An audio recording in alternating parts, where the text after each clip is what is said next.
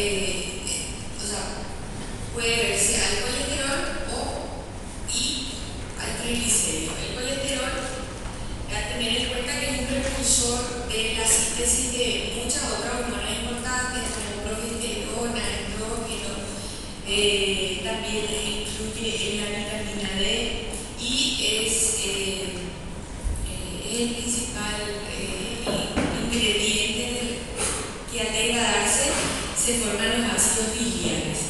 Sin embargo, los triglicéridos funcionan más como un almacenamiento de energía y los triglicéridos almacenan en el tejido periférico, que sería el tejido adiposo, y a nivel del tejido muscular. Dentro de lo que se llaman, o sea, las lipoproteínas, que justamente son las transportadoras de estos colesteroles. Y tenemos los kilomicrones, que son las formas en que se absorben desde el intestino, y luego están las lipoproteínas. ¿Qué son las lipoproteínas? Como su nombre lo dice, la unión del lípido con proteína. Entonces las lipoproteínas son LDL, HDL, que sería lipoproteína de muy baja densidad, de baja densidad y de alta densidad. Entonces las lipoproteínas, que son macromoléculas, cuya función va a ser entonces encapsular o empaquetar el colesterol para que pueda fluir en el medio acuoso del plasma, ya que es líquido, ¿verdad? Y es insoluble, entonces lo encapsula la lipoproteína. Bueno, y dentro de estos, comúnmente se suele decir, bueno, el colesterol malo y el colesterol bueno. ¿Cuál es el colesterol bueno? ¿Cuál? HDL, ¿verdad? Y los LDL y LDL, que son los colesteroles malos. Dentro de los colesteroles malos, ¿cuál es el más heterogéneo? O sea, ¿cuál es el peor? LDL. LDL, por su propio peso luego y por la función, es el componente más heterogénico, y dentro de todas las dislipidemias, el valor de LDL es realmente el que te va a decir, o el que va a poner en riesgo al paciente de formar enfermedades, o sea, de formar aterosclerosis y posteriormente enfermedades, o sea, eventos como infarto, ACV. Entonces, principalmente LDL es lo que tenemos que tener como una meta terapéutica para disminuir en el tratamiento de las dislipidemias. Son las que se adhieren a las arterias. Sin embargo, el HDL, ¿cuál es la función? El HDL, sin embargo, lo que hace es transportar el colesterol de los tejidos periféricos y lleva hasta el hígado, y en el hígado esto se degrada en forma de ácidos biliares. Entonces mi HDL disminuye mi colesterol, o sea, protege, o sea, hace una función de protección al corazón. ¿Está bien? ¿Se entendió esa parte de la lipoproteína? Entonces nada más un esquema para entender, ¿verdad? Se absorben en el intestino, primeramente como kilomicrones, y luego estos son transportados por las lipoproteínas, ¿verdad? Y como había dicho, el LDL, que es el colesterol de baja densidad, generalmente transporta el colesterol desde el intestino hacia el hígado y viceversa, ¿verdad? Sin embargo, el HDL lo que hace es transportar del tejido periférico al hígado, y ahí lo transforma en ácidos biliares. No sé por qué acá salió todo pegado, pero el que yo envié no salió así, ¿no? Acá no, ahora nomás se compaginó un poquito. Bueno, ¿cuál sería mi objetivo terapéutico? Lo ideal es que mantengamos un nivel de triglicéridos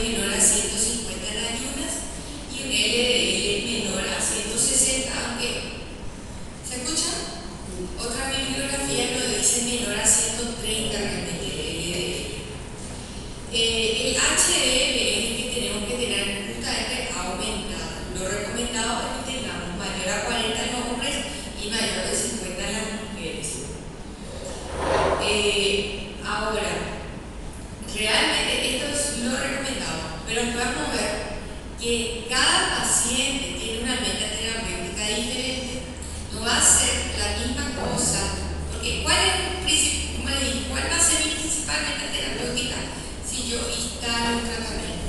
Disminuir qué cosa, el LDL, ¿verdad? Entonces va a ser diferente en un paciente joven sin otras comorbilidades. Mi meta va a ser otra. Y sin embargo, si es un paciente hipertenso diabético, mi meta va a ser mucho más estricta. O sea, la disminución del LDL va a ser que tengo que mantener mucho menos. Entonces, esa es la forma. A eso se denomina estratificar al paciente para lograr la meta adecuada a cada paciente. Entonces, sería un tratamiento también dinámico.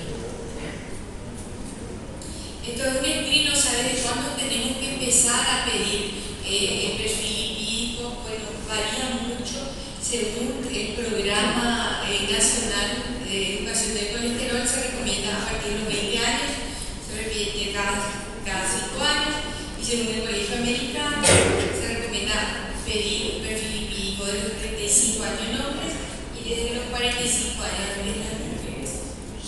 ¿Cómo clasificamos las dislipidemias? Se clasifican de dos formas, de causa primaria y de causa secundaria. Las causas primarias son las famosas dislipidemias familiares, o sea, las que tienen en base a alguna alteración genética, ¿verdad? Y aquí otra vez son las poligénicas y las monogénicas. Poligénicas se refiere a la alteración más de un gen, y monogénicas alteración de un solo gen. Y las secundarias es la forma más común, es la que yo hago, o sea, de acuerdo a mi estilo de vida, desarrollo dislipidemia. Y esto va totalmente al aumento de peso, sedentarismo, obesidad, si tengo otras comorbilidades, o si la dislipidemia puede también estar inducida por medicamentos, ¿verdad? Entonces, las comorbilidades que más acompañan y pueden llevar a dislipidemia secundaria son síndrome de Cushing, hipotiroidismo, obesidad, hipoetilismo, este es muy común, exceso de consumo de verduras trans, el sedentarismo y ciertos medicamentos que influyen y que pueden también causar dislipidemias en menor o mayor proporción, como diuréticos, beta bloqueantes, anticonceptivos, principalmente corticosteroides y anabolizantes, ¿sí? Es muy común ver. Ok, esta es la clasificación según mi nivel de alteración. Yo puedo tener alterado solamente el colesterol, y a eso me refiero al colesterol total. Puedo tener alterado solamente el nivel de triglicéridos o puedo tener alterado los dos. Si yo tengo alterado solamente mi nivel de colesterol, estamos ante una hipercolesterolemia, se puede decir hipercolesterolemia aislada, hipercolesterolemia pura, ¿verdad? Solamente está alterado mi colesterol y mi triglicérido se mantiene menor a 200. Cuando solamente tengo alterado el triglicérido, pero sin embargo mi colesterol total se mantiene menor a 200, estoy ante una hipertriglicidemia, ¿sí? Ahora, cuando tengo alterado los dos, tanto colesterol como triglicérido, está mayor a 200, estoy ante una dislipidemia mixta, hiperlipidemia mixta, ¿verdad? O sea, hay varios nombres para llamarlo. Este concepto quiero que tengan bien claro, chicos. Entonces, una hipercolesterolemia pura es solo colesterol, una hipertriglicidemia es solamente triglicéridos, ¿sí? Y la mixta sería la elevación de los dos. ¿Están hasta ahí bien? Bueno, aquí justamente lo que estaba hablando de estratificar cada paciente. Yo tengo un paciente y constato que tiene una dislipidemia. Entonces, yo tengo que estratificar al paciente. Al hablar de estratificación, yo lo que consigo es saber qué tan alto es el riesgo de que el paciente me desarrolle un evento cardiovascular. Entonces, de acuerdo a eso, yo también me baso en mi meta terapéutica y en el tratamiento medicamentoso. O sea, para empezar,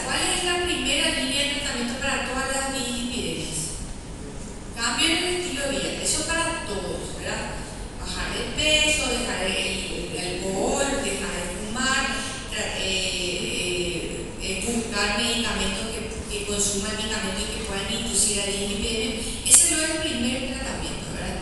Ahora, si yo voy a acompañarlo con un tratamiento farmacológico, va a depender mucho de la estratificación del paciente. Si el paciente tiene muy alto riesgo o alto riesgo de desarrollar eventos cardiovasculares, si tiene riesgo intermedio o si tiene bajo riesgo.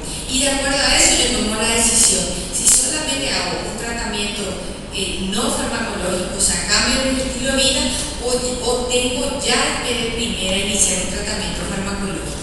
Y también al estratificar al paciente, no solamente tomo esa decisión de iniciar el tratamiento farmacológico, sino que también me da la decisión de hacer la medicación a bajas dosis, con dosis intermedias y altas dosis. Bueno, para eso tengo ciertas calculadoras hoy en día.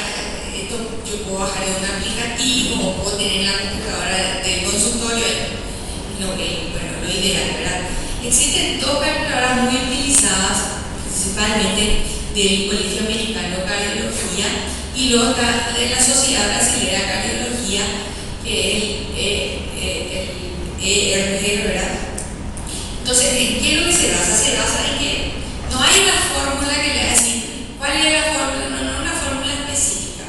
Son datos que yo voy completando, voy cargando y luego esa calculadora me dice es de alto riesgo, intermedio. Bueno, entonces este es el Colegio Americano, por ejemplo, te pregunta la edad, el sexo, la raza, cuánto mantiene presión sistólica, diastólica, el colesterol total, HDL, LDL, y te pregunta si otras como historias de diabetes, si fuma o bueno, otras, y voy cargando todos estos datos y me sale la calculadora. Después coloqué también el de la Sociedad Brasileña, donde es un poquito más sencillo, donde voy consultando si no, ¿verdad? Por ejemplo, la primera pregunta es si el paciente ya tiene una enfermedad aterosclerótica significativa.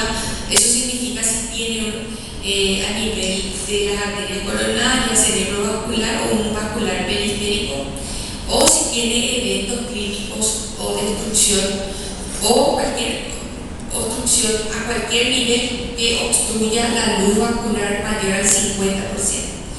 La segunda pregunta es si el paciente es diabético. La tercera pregunta es que si tiene uno de estos factores. Y después, esta calculadora, por ejemplo, es mucho más práctica en ese sentido. Por ejemplo, yo simulé, cargué y me salió que el paciente tiene un riesgo muy alto de hacer eventos cardiovasculares. Entonces, esa misma calculadora te dice cuál es la meta para llegar, cuál es la meta de mi LDL principalmente. La meta entonces en este paciente en específico es que mi LDL yo mantenga menor a 70. Si hablamos líneas generales, las primeras diapositivas decían que tengamos que mantener menor a 160, menor a 160 o 130. Pero como le digo, esto es dinámico de acuerdo a cada paciente. Este paciente que tiene alto riesgo, la meta es que tenga menor a 70, a 70, perdón, su LDL. Y aquí sería el tratamiento recomendado, que serían las estatinas en dosis intermedia. Eso voy a explicar más adelante. Entonces, tengo un paciente y lo ideal es siempre estratificar para iniciar el tratamiento. Y aquí es donde me va saliendo si el paciente es de muy alto riesgo, riesgo intermedio o riesgo bajo. Este es según la calculadora brasileña, te dan en porcentajes. Los que son muy alto riesgo son los que tienen porcentaje mayor al 50%, alto riesgo es mayor al 20% de hombres, 10% mujeres. Pero así vamos por datos. Entonces, como pueden ver, no sé si visualizan acá en este cuadro específico, es lo que quiero que vean. Y yo tengo acá que el paciente tiene un bajo riesgo, un intermedio riesgo, alto y muy alto. Y vieron como cuanto más alto o cuanto más es el riesgo que el paciente tenga un evento cardiovascular, vieron como mis metas son mucho más estrictas. Mira, en muy alto riesgo te recomiendan que el LDL es menor a 50, en alto riesgo menor a 70, en riesgo intermedio menor a 100 y en bajo riesgo, que son generalmente los pacientes jóvenes sin comorbilidades, te recomiendan menor a 130. Entonces, esta parte en particular es lo que es más importante tener en cuenta. ¿Está bien? Entonces, a mayor riesgo, más estricto es mi meta terapéutica de mantener los niveles de LDL más bajos. ¿Cuál es entonces el objetivo del tratamiento de las dislipidemias? Es retrasar o por lo menos prevenir el desarrollo de la aterosclerosis y sus subsecuentes complicaciones. Entonces, como habíamos dicho, entre todas las lipoproteínas, la LDL es la que va directamente en relación con la formación de aterosclerosis por la adhesión que tiene con las arterias. Y entonces, el aumento del HDL es el principal factor de riesgo cardiovascular. Por lo que entonces mi tratamiento va a ir dirigido específicamente, con más énfasis a disminuir mi colesterol LDL. El tratamiento no farmacológico van a ser todos los cambios en el estilo de vida. Hablamos de alimentación, actividad física y abandonar ciertos hábitos tóxicos. Entonces, en resumen, reducción de la ingesta de ácidos grasos trans que disminuyen los niveles de LDL. Actividad física, se vio que la actividad física no actúa tanto en el LDL, pero sí se vio que disminuye los triglicéridos y aumenta mucho los niveles de HDL, aumenta las lipoproteínas de protección cardiovascular. El suplemento de omega 3 reduce los triglicéridos, tenemos que reducir el peso, abandonar el etilismo, el tabaquismo, consumo de fibras solubles, reducir la ingesta de carbohidratos y siempre lo posible sustituir parcialmente los ácidos grasos que son insaturados por lo que son poli y monoinsaturados. Esto sería el tratamiento no farmacológico que sería para todos los pacientes. La diferencia va a ser si en el paciente yo voy a acompañar un tratamiento farmacológico. Cuando hablamos de tratamiento farmacológico, ahí va a influir, va a recalcar la estratificación del paciente, porque también va a variar la dosis. No es la misma cosa que yo inicie en un paciente una atorvastatina de 10 miligramos que otro paciente que inicie una atorvastatina de 80 miligramos. ¿Entienden? El paciente de muy alto riesgo va a recibir la estatina a dosis máximas y los otros pacientes de riesgo intermedio van a recibir estatinas a dosis bajas o dosis intermedias. Es diferente el tratamiento, por eso se va estratificando. Si yo le tengo un paciente que directamente en la estratificación me sale que es de muy alto riesgo o de alto riesgo, directamente se inicia en todo, obviamente, la modificación del estilo de vida, pero ya va asociada a fármacos. Si yo tengo un paciente de riesgo intermedio o bajo, se recomienda primeramente que no de primera vez iniciar el tratamiento farmacológico, sino que iniciar los cambios en el estilo de vida, un nuevo control a los 3 a 6 meses, lo ideal a los 3 meses, pues ya, y luego asociar a fármacos si es que no se consiguió mi meta terapéutica o no se logró el objetivo. ¿Está bien? Pero cuando tenemos muy alto riesgo es directamente modificación del estilo de vida y directamente tratamiento farmacológico. ¿Está bien? Te voy a pasar porque después se explica mejor. ¿Y cuáles son los hipolipemiantes? Los principales hipolipemiantes más utilizados son las estatinas, el ezetimibe y los fibratos. Y luego están los últimos lanzamientos de los hipolipemiantes, que son los inhibidores de la PCSK9. Bueno, las estatinas son los hipolipemiantes más utilizados, son los hipolipemiantes de primera línea de tratamiento, son los que los estudios científicos revelaron que las estatinas son los que más disminuyen el nivel de LDL, ¿sí? Entonces, son muy utilizados, son bien tolerados y tienen un efecto potente para reducir el LDL.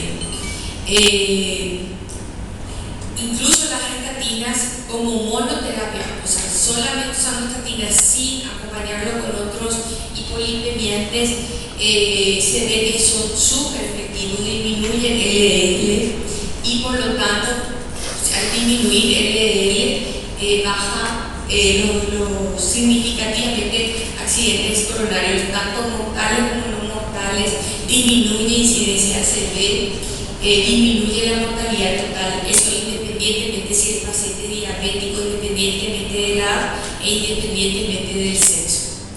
Las estatinas actúan sobre una enzima que es la hidroximetilglutarid o enzima A reductasa, ¿verdad?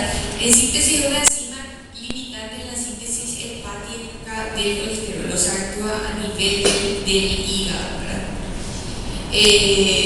Las dosis van a depender siempre de qué? De la estratificación del paciente. Entonces yo puedo iniciar, como había hecho, una dosis incluso hasta 80 miligramos, que es la dosis máxima de la atorvastatina, o puedo utilizar 10 miligramos, o incluso puedo utilizar otra vastatina como la pitavastatina a una dosis de 2 miligramos, ¿verdad?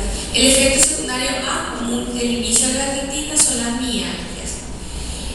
Y el efecto secundario que puede ser más grave es la radiomiólisis, pero es muy raro, ocurre en un 0.1% de los pacientes, el cual esto se recupera al suspender el fármaco. Entonces, aquí como pueden ver, las estatinas más utilizadas son atorvastatina, rosuvastatina, simvastatina, y bueno, estos son un poquito más caros, pero estos tres son los más utilizados. Y ahí como ven,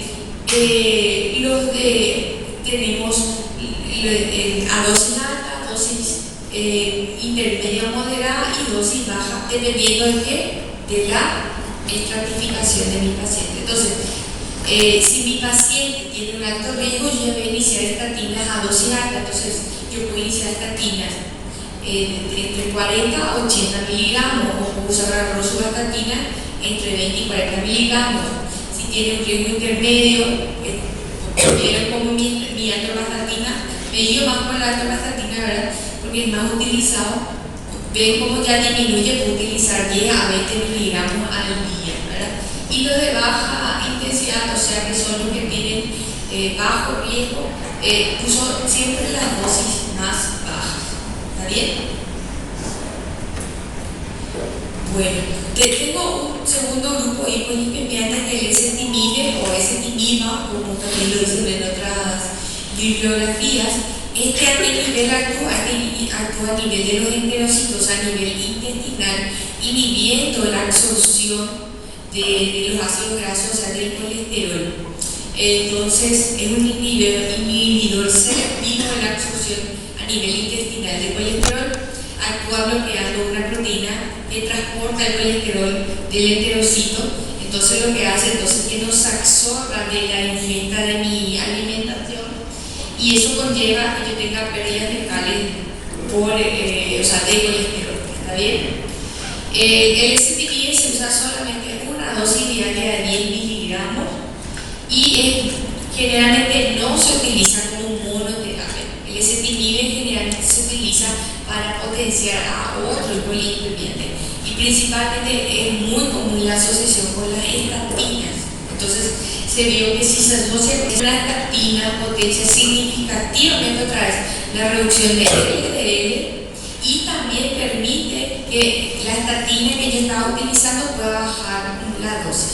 Si por ejemplo yo estaba utilizando una estatina de 80, pero después le agrego un ezetimibe, yo puedo disminuir mi atorvastatina a 40 y utilizar a la par con el ezetimibe.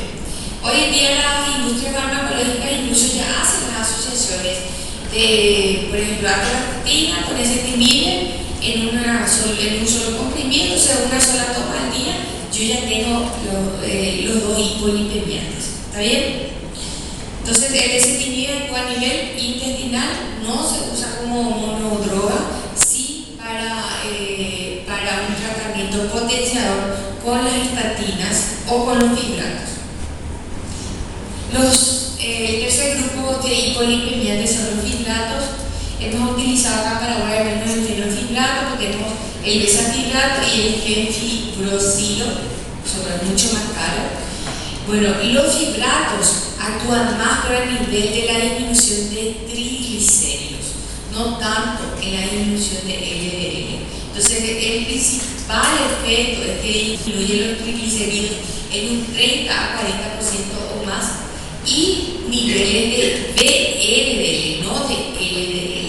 Entonces, los fibratos, ¿en cuál usaríamos más? ¿En una hipercolesterolemia, en una hipertrigliceridemia o en cuál utilizaríamos más los fibratos?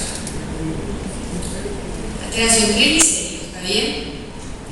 Entonces, por eso es que las principales indicaciones son más las alteraciones que van más inducidas, o sea, más alteradas de los niveles de triglicéridos, chicos. Y aquí a tener en cuenta que la monoterapia por sí se puede utilizar, pero se vio que la monoterapia no es la primera elección en la prevención del riesgo cardiovascular. ¿Por qué? Porque no me actúa efectivamente sobre el LDL. ¿Está bien?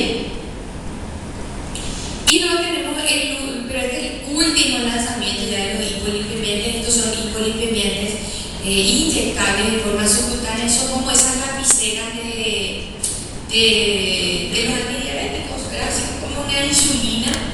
Realmente aquí en Paraguay no sé si hay caros, al menos son bastante caros, al menos acá en Ciudad del Este, en Alto Paraná, yo no vi los inhibidores.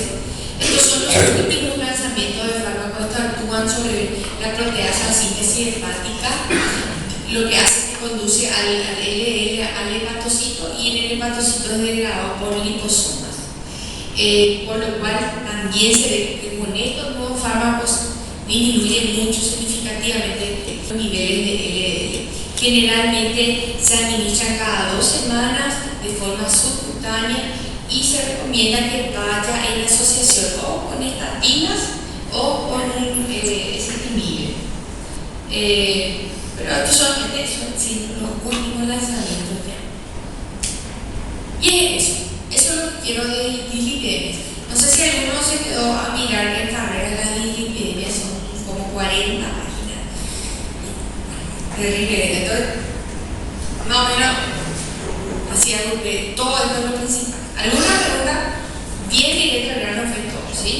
Entonces, chicos, a tener en cuenta el concepto de dislipidemia, cuáles son las causas primarias, secundarias, ¿sí? Las secundarias son las más comunes, que es debido a que yo como mal, me alimento bien, subo de peso, fumo, es mi estilo de vida. Entonces, todo paciente, cuando yo constato una dislipidemia, ¿qué es lo primero que tengo que hacer? ¿Qué cosa? Estilo de vida. Pero antes de eso, ¿qué es lo ideal que haga? Estratificar al paciente, ¿sí? Se ve, y no les niego, van a ver en el consultorio y todo eso, que los médicos hacen muy, vamos a decirle, a ciegas. Tipo, veo una dislipidemia, bueno, vamos a iniciar tu estilo de vida y tu atorvastatina, ¿verdad? Pero las últimas guías justamente de la sociedad, incluso Sociedad Paraguaya de Cardiología y Sociedad Americana de Cardiología, siempre recomienda estratificar al paciente, porque eso hace con que yo sepa cuál es la meta de reducción de LDL y las dosis que tengo que utilizar, dosis altas, dosis intermedias o dosis bajas. ¿Está bien? ¿Qué más tienen que saber? Entonces, a tener en cuenta cuáles son las calculadoras. Obviamente no les voy a preguntar cuáles son. Esto es simple, pero lo ideal es siempre que tenga una notebook, una computadora. Esto es más el consultorio realmente. Y yo voy cargando los datos del paciente y me estratifico al paciente. Puedo usar cualquiera de estas dos calculadoras, incluso hay más calculadoras, ¿verdad? Y ahí ya me estratifica, y ahí justamente en este cuadro es esta parte de lo que es más importante. Y ve cómo va la relación. A menor riesgo cardiovascular, mi meta es más flexible. Y a mayor riesgo cardiovascular, más estricta, ¿verdad? Y el tratamiento para todo obviamente va a ser el estilo de vida y después de acuerdo a las clasificaciones donde yo voy a iniciar fármacos o no. Y el tener en cuenta estos fármacos, las estatinas siempre van a ser hasta ahora, son las de primera línea, son las que más disminuyen el LDL. El SPI lo puedo utilizar y potencia mucho a mi estatina, pero no se usa como monoterapia. Los fibratos son más dirigidos a las alteraciones de los triglicéridos, pero como monoterapia no es un fármaco cardioprotector. Y luego tenemos el último lanzamiento, bueno, que esto yo creo que va a ir en auge ya con los años, ¿verdad? Y bueno, esos dislipidemias. ¿Alguna pregunta?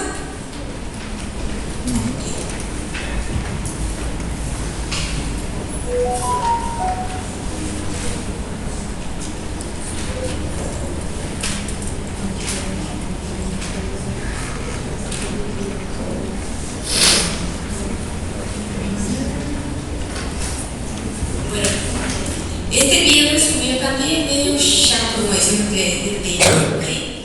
O sea, muy directa al grano lo que es osteoporosis. Y el tercer tema sí que es más chato, pero vamos a tratar de estar tranquilos, ¿sí?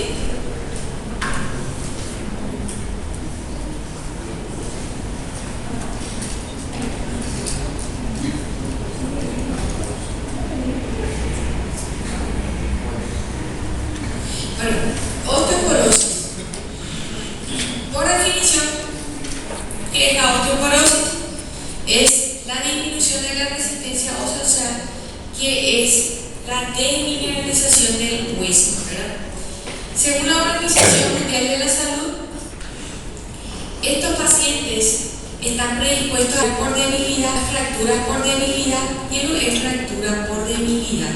La fractura por debilidad es generalmente que un paciente sano haga alguna actividad o algún golpe y que en condiciones normales ese hueso no se va a fracturar. Pero cuando yo tengo osteoporosis o tengo tendencia a la osteoporosis, con ese leve trauma voy a fracturar mi hueso. Y a eso es lo que se llama fractura por debilidad, ¿sí? Que en condiciones normales esa lesión, ese golpe no iba a fracturar ese hueso, ¿verdad?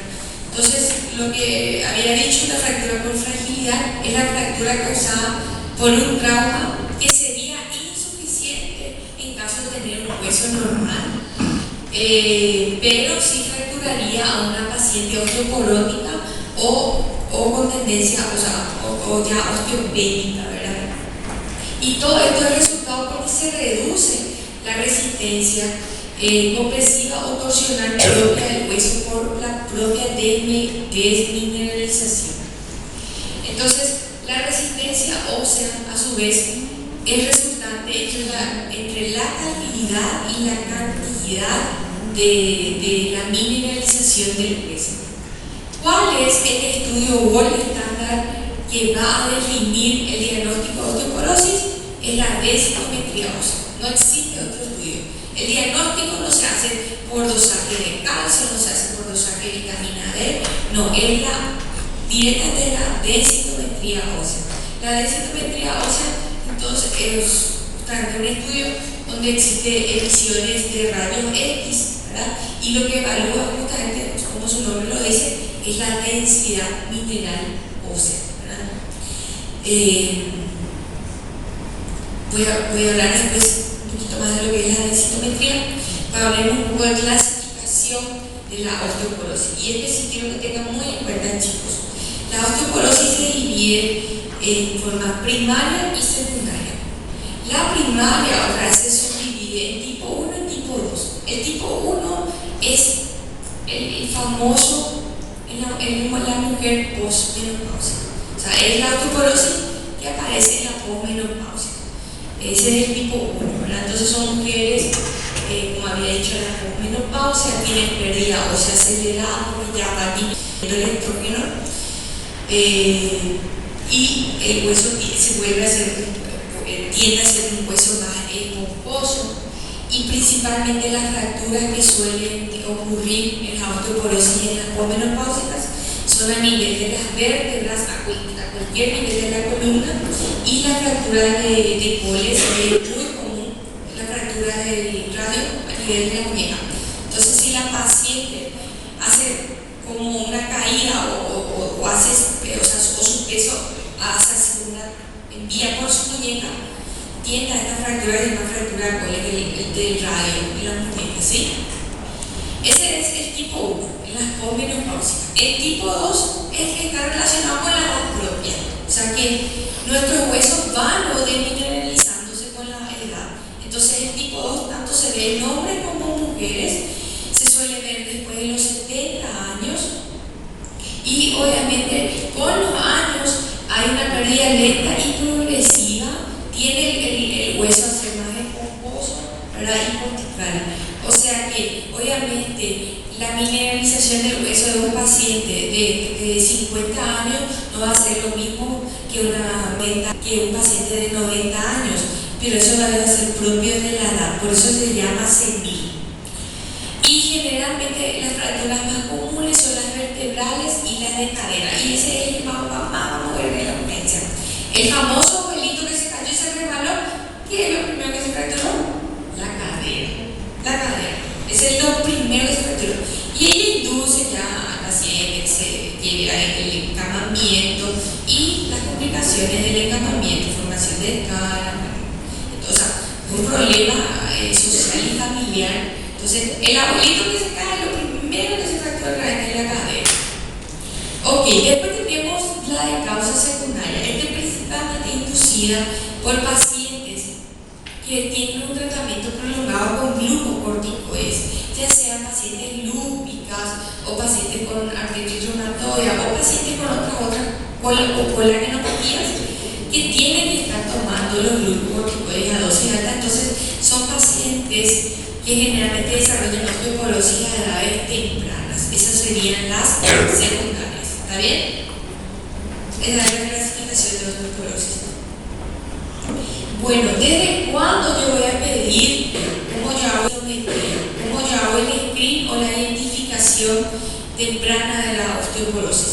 Se recomienda pedir densitometría en todas las mujeres con 65 años o más de edad, en todos los hombres con 70 años o más, o antes si es que el paciente de edad adulta, si el paciente presenta fractura por fragilidad, en adultos con enfermedad o condición asociada a pérdida de masa ósea, en pacientes posmenopáusicas menores a 65 y hombres de 50 a 70 años, pero que tengan factores de riesgo.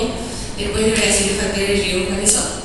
Pacientes en los cuales la terapia farmacológica esté considerada, o también en los pacientes que ya están en el tratamiento con el fin de monitorizar la eficacia terapéutica. Entonces, mi densitometría me sirve para el diagnóstico y también para qué? Para el seguimiento del tratamiento. ¿Está bien? Para las dos cosas me sirve la densitometría. Y este screen a quién, a partir de qué edad y a quiénes yo ya les tengo que pedir la densitometría. Aquí habló una parte que yo he pedido antes de los 65 y mucho más jóvenes en los hombres cuando tienen factores de riesgo. ¿Cuáles son los factores de riesgo? Es que el paciente haya presentado una historia personal de fractura por fragilidad ya en la etapa adulta, que tenga un paciente, una historia familiar de paciente de primer grado,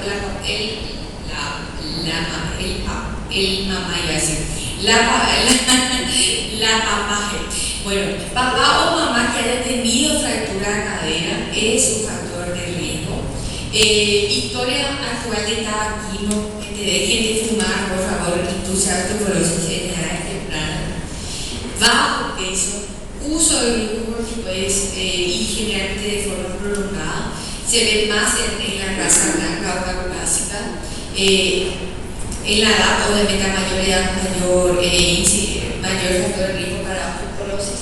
En el sexo femenino, si yo en la alimentación tengo una ingesta inadecuada de calcio, etilismo, otras causas secundarias, si la mujer tiene una menopausia precoz o si tiene caídas recientes o frecuentes. Como había dicho, ¿cómo hacemos el diagnóstico? Por densitometría ósea. No sé si alguna vez vieron el resultado de la densitometría ósea y les van a escuchar porque ustedes son los médicos de la familia y va a venir tu tía, tu abuela, que un poco mi densito o tu mamá, ¿verdad? Y van a venir así, ahí lleno de colores, no se entiende nada, ¿verdad? Así es. Te da como un informe, se ve la imagen, porque la densitometría te ve desde la cabeza hasta los pies y generalmente se enfoca en ver toda la columna, el húmero, la cadera, principalmente cadera, fémur, ¿verdad? Y eso principalmente. Entonces va y ¿qué es lo que hace? Emite rayos X y va midiendo la mineralización. Ahí la densitometría subdivide, se une un score de mineralización y el score es este, y ahí lo que van a ver esos colores, el famoso rojo, amarillo y verde. Si yo tengo un score menor o igual aquí, de menos 2.5 para abajo, esa es un área por osteoporosis. Si el paciente tiene un score entre menos 1 y entre menos 2.5, esta es un área intermedia que se llama osteopenia. O sea, el paciente todavía no es osteoporótico, pero ya tiene tendencia y ya tiene leve disminución de la mineralización y por lo tanto esas regiones con los años puede desarrollar osteoporosis. Y sin embargo, en áreas verdes, que sería un score mayor a negativo 1 para arriba, va a ser áreas normales. Entonces, les saqué una foto. Más o menos es así la hoja que se te presenta de la densito. Esta es de la columna, ¿verdad? Y este es de la cadera. Y ahí van viendo los scores y el informe te dice se ve que cadera, que en cabeza de fémur, score está entre negativo tanto y tanto. Y ella hay varios colores. Entonces, así se interpreta la densitometría ósea. Ok, herramientas FRAX. Herramientas FRAX sería también como una calculadora. Volviendo a hablar de calculadora. Pero ¿qué me dice que la FRAX o calculadora FRAX, como queramos decirlo, me dice la probabilidad o estima el riesgo de que el paciente tenga una fractura osteoporótica de acá a 10 años? O sea, se tiene en cuenta entonces los factores de riesgo, ¿verdad? Entonces es muy importante en aquellos donde todavía el paciente no tiene osteoporosis por densitometría ósea, ¿verdad? Pero sí tiene factores de riesgo. Entonces es importante hacerle su cálculo de aquí a 10 años a través de la herramienta FRAX, ¿verdad? Factores de riesgo, o si tenemos que decir si hay necesidad de una intervención farmacológica específica o preventiva, ¿verdad? Esto ya habíamos visto cuáles eran los factores de riesgo en el cuadro anterior, que eran la fractura por fragilidad en edad adulta, fractura de cadera en los padres, tabaquismo, etilismo, uso de glucocorticoides, artritis reumatoidea, ¿verdad? Entonces, la herramienta FRAX es muy utilizada en pacientes más con osteopenia, ¿no? Que tienen diagnóstico de osteoporosis, ¿verdad? Entonces, es generalmente los pacientes que se hicieron una densito y no tiene osteoporosis, pero tiene áreas ya de osteopenia. Entonces, le haces la calculadora, o sea, le haces la herramienta FRAX para evaluar justamente la necesidad ya de introducir un tratamiento ya preventivo. Y es la misma cosa, no es una fórmula así, tanto por tanto, no, son así datos que yo voy cargando y me calcula cuál es el riesgo de cada 10 años de que este paciente desarrolle osteoporosis o haga fracturas por fragilidad. Y bueno, las preguntas son la edad, el sexo, si fuma, o sea, son 12 preguntas en total, y luego esto hace el cálculo en el paciente, ¿sí? ¿Cuáles son las manifestaciones clínicas de la osteoporosis? Generalmente la osteoporosis es una enfermedad silenciosa, con los años va progresando y aparecen generalmente ya los síntomas cuando ya hay fractura, generalmente, ¿verdad? Entonces se ve fragilidad principalmente en el cuello del fémur, húmero proximal, radio distal, en la fractura de coles y vértebras.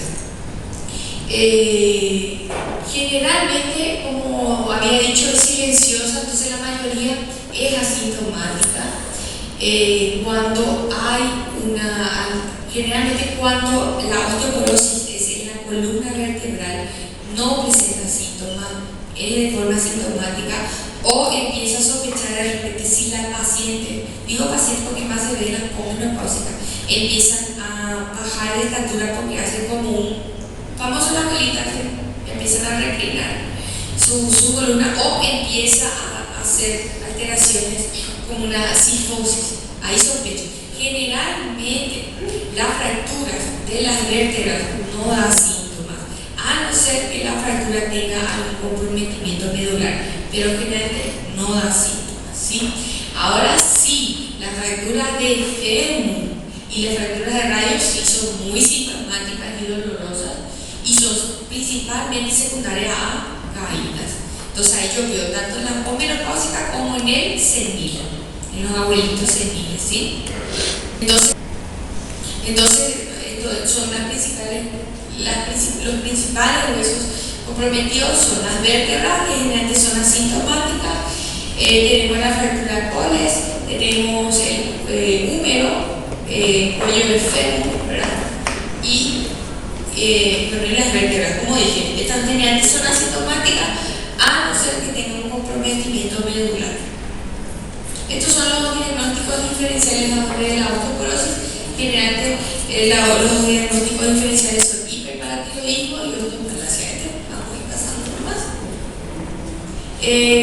Las causas de osteoporosis secundaria, habíamos dicho que la más común es el consumo de glucocorticoides, ¿verdad? Pero tenemos otras causas secundarias, pues, que son el etilismo y uso de drogas que van asociadas a pérdidas óseas, también enfermedades gastrointestinales como enfermedad celíaca, enfermedad intestinal inflamatoria, cirugías bariátricas, enfermedades endocrinológicas como hiperparatiroidismo, hipertiroidismo, hiperparatiroidismo, diabetes, hay muchísimos, enfermedades genéticas, incluso asociadas a enfermedades infecciosas. Y obviamente si yo voy a sospechar una osteoporosis secundaria va a depender de la sospecha. Si yo, por ejemplo, pienso en un síndrome de Cushing, obviamente tengo que usar el cortisol. Si pienso que es de causa TSH, tengo que usar TSH, hormonas tiroideas. Eso va a depender de mi sospecha diagnóstica de la osteoporosis secundaria a otra enfermedad. Entonces, el programa de prevención de la osteoporosis siempre intenta que desde temprano se implementen medidas para que no haya pérdida de la masa ósea, ¿verdad? Entonces, ya desde temprano es muy importante la dieta alta en calcio, o sea, la dieta recomendada que es de 1000 a 1500 miligramos de calcio. Se ve muchísimo que la actividad física influye muchísimo en la mineralización ósea y también en la formación muscular. Entonces, desde temprano es muy importante ya implementar las medidas preventivas para por lo menos retrasar lo máximo posible la formación de osteoporosis. Entonces, siempre la prevención es asegurar el óptimo, o sea, que llegue el paciente al óptimo pico de la masa muscular, pero eso ya desde la niñez, adolescencia y una vida adulta temprana, ya desde esa edad, no después ya de los 60 años, ¿verdad? El máximo desarrollo de la masa ósea también está muy influenciado por la genética. Y luego tenemos los factores controlables, que son la dieta adecuada al calcio, la nutrición adecuada, la vitamina D o suplementación con vitamina D y la actividad física. Entonces siempre es posible tratar en esta edad, tratar de limitar los fármacos que comprometen la reabsorción ósea, proteínas de origen animal y alimentos altos en sodio, eliminar factores tóxicos, que los más importantes son el alcohol y el etilismo, evitar el consumo excesivo de cafeína, también se vio que induce a hiperporosis, y lo segundo es mantener la masa ósea alcanzada, ¿verdad? Lo que más, el objetivo más óptimo posible. Eso sería la parte preventiva. Ya el tratamiento sería, una vez que yo tengo la osteoporosis, mi objetivo sería reducir el riesgo de la fractura y obviamente limitar las consecuencias posteriores a esa fractura.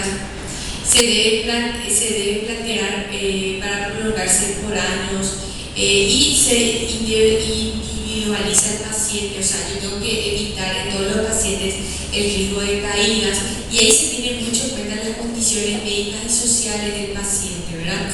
Entonces, un ejemplo nada más. Yo no voy a tener a mi abuelito, por ejemplo, que su habitación es tener segundo piso, tener primer piso. O sea, son así cosas, tiene que estar en planta baja.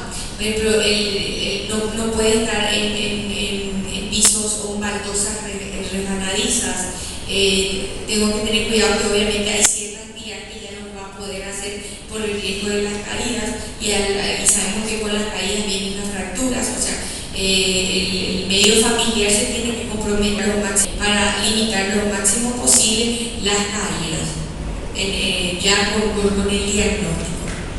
Entonces, el tratamiento no medicamentoso sería lo que había explicado, que sería el tratamiento más preventivo, que son principalmente, pero ya desde adolescente, en adultos jóvenes, la actividad, la práctica de ejercicios físicos, obviamente de carga, pero no con excesiva carga que induzca una hiperflexión de columna o torsión.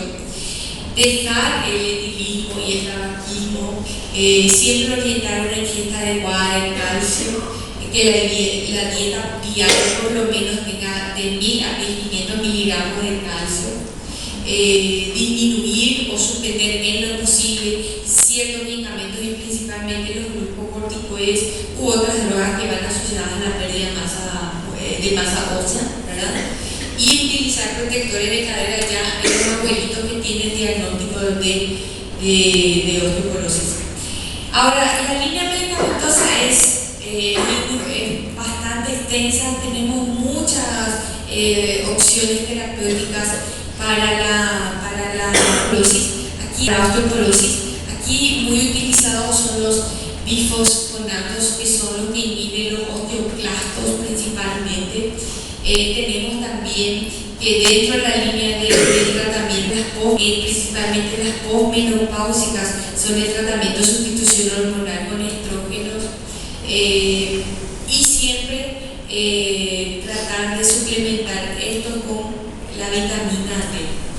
Voy a ir, aquí salió bastante borroso, nada más para que vean que hay bastantes opciones de tratamiento farmacológico.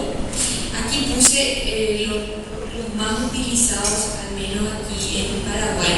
Los bifosfonatos son muy eficaces, previenen las fracturas vertebrales de cadera y tienen un efecto anti-resorsivo del hueso, ¿verdad?